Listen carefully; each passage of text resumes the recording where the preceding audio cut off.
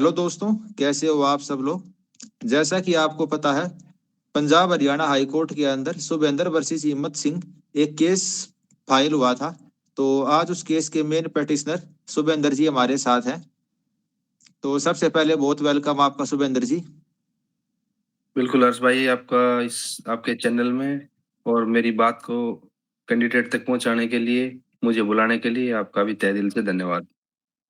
जी, वैसे जिनको सर के बारे में नहीं पता उनको मैं बता दूं। सर बीटेक एमटेक और सिविल इंजीनियरिंग में उन्होंने पीएचडी की हुई है। तो हाईली एजुकेटेड है। और इनका केस अभी कल परसों इसकी हायरिंग थी, शुभेंद्र वर्सेस हिम्मत सिंह करके केस में अभी इसकी जजमेंट भी आई है। तो सर आपने ये केस किस पर्पज के लिए किया हुआ है, मेन इशू क्या है इसका। देखो हर्ष, पहली बात तो ये है कि देखो हमारा जो केस है वो किसी एक स्पेशल इश्यू के लिए नहीं है। हमारा केस जितने भी खामियां हैं अभी तक उन सब को लेकर के है। जैसे 31/5 का एक फैसला आया था माननीय उच्च न्यायालय का। उन्होंने कहा था कि पोस्ट वाइज करो, ग्रुप वाइज करो। उसमें बहुत सारे पॉइंट बताए थे, सेक्रेटरी को चेंज करो और बहुत सारी चीजें थी। उस ऑर्डर को कंप्लाई करने के लिए हमने इसको डाला है कि जितने भी पेंडिंग एग्जाम है उनको लिया जाए, चाहे वो किसी भी ग्रुप से रिलेटेड हो, और पूरे ऑर्डर को कंप्लाई किया जाए। और जो 20 ग्रुप्स हैं जो अभी ग्रुप वाइज ये इन्होंने ले रखे हैं, उनका इन्होंने री एडवर्टीजमेंट करके दोबारा से एग्जाम लिया जाए, ताकि जो बच्चे उस वक्त उनमें शामिल नहीं हो पाए या एलिजिबल नहीं थे उनको दोबारा से मौका मिले। ठीक है। उसके बाद है एक नया नया सीटी लेने की भी वो थी इनकी कि 6 महीने के अंदर नया सीटी लिया जाए। तो इन्होंने कोई किसी बात के ऊपर इन्होंने मतलब उसको अप्लाई नहीं किया। इन्होंने सिर्फ कुछ ग्रुप्स का, जैसे ग्रुप नंबर 1, 2, 56, 57 का ही इन्होंने पोस्ट वाइज लिया, जबकि उन सब का ऑलरेडी ग्रुप वाइज हो चुका था। बावजूद उसके रिजल्ट निकालने के लिए इन्होंने कुछ आधे ऑर्डर को लागू कर दिया, आधे से ज्यादा ऑर्डर को इन्होंने लागू नहीं किया। उस ऑर्डर को लागू करवाने के लिए या तो आप उस ऑर्डर को लागू करो, नहीं तो उस ऑर्डर को आप मानने से इनकार कर दो। आप दोनों तरीके से तो अपना फायदा नहीं उठा सकते, दोनों तो हाथों में लड्डू नहीं रख सकते। कुछ पोस्ट हैं, जो कुछ ग्रुप्स हैं वो तो इन्होंने पोस्ट वाइज बुला लिए दोबारा से, और कुछ ग्रुप हैं उन्होंने ग्रुप वाइज बुला के उनको ऑलरेडी ज्वाइन दे चुके हैं।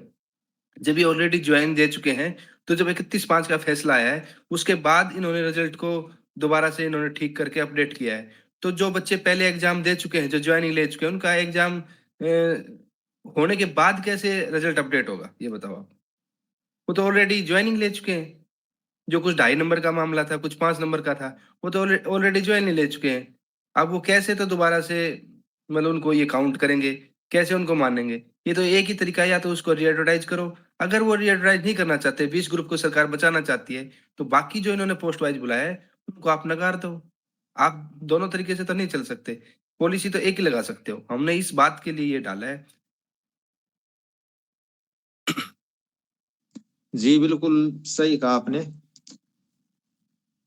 उसके अलावा बीच में अभी कुछ केस और आपने किए थे क्या, अभी भी एक्टिव है भी, उनके रिगार्डिंग भी कोई अपडेट है। जी। एक मैंने CWP 18/820/2024 डाला था रिगार्डिंग द जेई सिविल, और उसमें शायद ग्रुप 2 का भी था, इलेक्ट्रिकल वाला भी था। तो उसमें ये था कि हमने ये डाला था कि जब बाकी पोस्ट वाइज नहीं कर रहे, आप ग्रुप वाइज ले रखे, ज्वाइनिंग दे रखी, तो हमारे का भी, हमारा जेई वाला भी ग्रुप वाइज ही हो। लेकिन तब इन्होंने एक एफिडेविट के माध्यम से और ये दलील पेश करी थी कोर्ट में कि हम मेरिटोरियस स्टूडेंट को ही लेंगे। तो मैं ये पूछना चाहता हूँ सरकार से, अगर आपकी 4 गुना की पॉलिसी है तो वो पोस्ट के अगेंस्ट है या डिपार्टमेंट के अगेंस्ट है। इन्होंने तो डिपार्टमेंट वाइज हमारे सिविल में बुलाया बंदों को। ठीक है। तो पोस्ट वाइज भी नहीं बुलाया इन्होंने, ग्रुप वाइज भी नहीं बुलाया, पहली बात तो ये। तो उस केस में भी अभी हमारा पेंडिंग है, वहां भी हम अपनी तरफ से पैरवी कर रहे हैं, और पुरजोर हम सरकार की जो पॉलिसी है उनका विरोध करेंगे। हमारी लड़ाई किसी व्यक्ति विशेष के और सरकार के खिलाफ ना होकर के, हमारी लड़ाई सिर्फ और सिर्फ गलत नीतियों के खिलाफ है। वो हम ये नहीं कह सकते कि किसी पूर्ववर्ती चेयरमैन की नीतियां हैं, कि वर्तमान की हैं, या किसी और पीछे वाले की हैं, या किसी सेक्रेटरी की हैं, या किसी और अधिकारी की हैं, उसके ऊपर हम नहीं जाना चाहते। हमारी लड़ाई सिर्फ गलत नीतियों के खिलाफ। अच्छा, तो जो आपने अभी ये रिसेंट वाली पिटीशन है, अगर आप इसके अंदर जीत जाते हो तो 20 ग्रुप का एग्जाम दोबारा होगा, या फिर जो अभी रिसेंट 20,000 के करीब का रिजल्ट आया है उनका एग्जाम दोबारा लेने की डिमांड की गई है। देखो ये सब कुछ कोर्ट के विवेक के ऊपर, कोर्ट के डिसीजन के ऊपर निर्भर करता है कि कोर्ट क्या आदेश देता है, क्योंकि सरकार तो 31/5 का जो फैसला है ऑलरेडी उसके खिलाफ रिव्यू में गई हुई है, ये फैसला गलत है। जी आपको भी पता है, सबको पता है, ऑलरेडी उसके खिलाफ एक रिव्यू डली हुई है।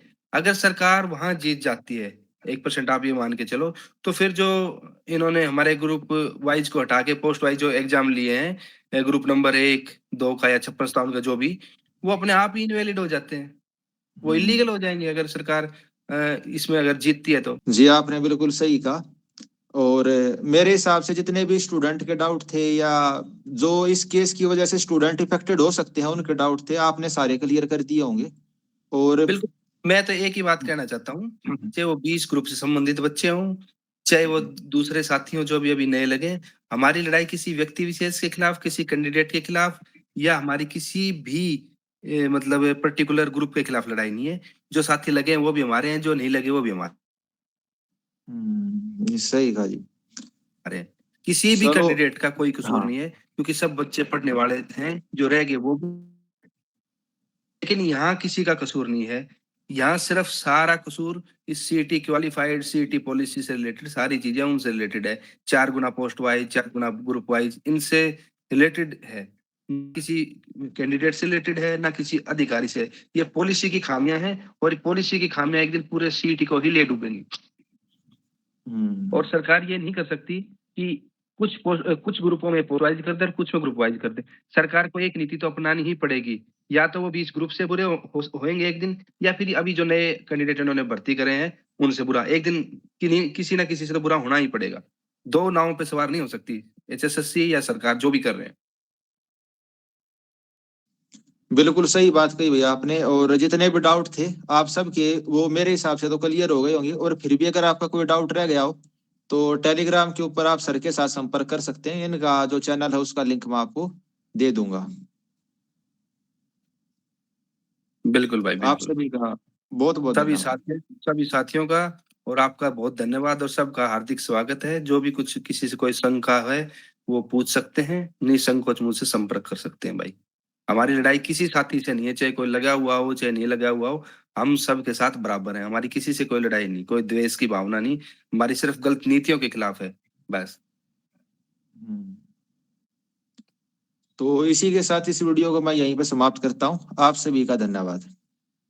जी भाई।